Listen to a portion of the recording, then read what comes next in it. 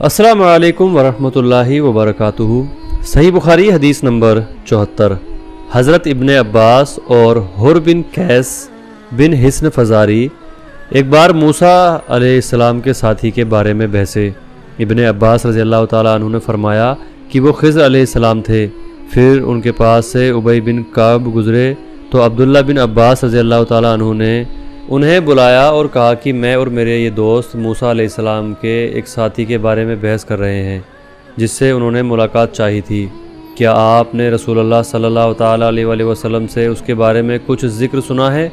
انہوں نے کہا ہاں، میں نے رسول اللہ صلی اللہ تعالیٰ علیہ وآلہ وسلم کو یہ فرماتے ہوئے سنا ہے۔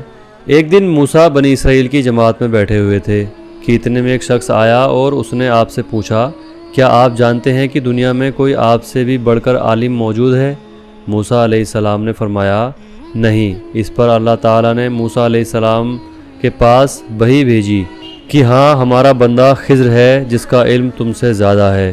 موسیٰ علیہ السلام نے اللہ سے پوچھا کہ خضر علیہ السلام سے ملنے کی کیا صورت ہے؟ اللہ تعالیٰ نے ایک مچھلی کو ان سے ملاقات کی علامت قرار دیا اور ان سے کہہ دیا کہ جب تم اس مچھلی کو گم کر دو تو واپس لوٹ جاؤ، تب خضر سے تمہاری ملاقات ہوگی۔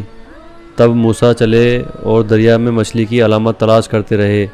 اس وقت ان کے ساتھی نے کہا جب ہم پتھر کے پاس تھے کیا آپ نے دیکھا تھا؟ میں اس وقت مچھلی کا کہنا بھول گیا تھا اور شیطان ہی نے مجھے اس کا ذکر بھلا دیا۔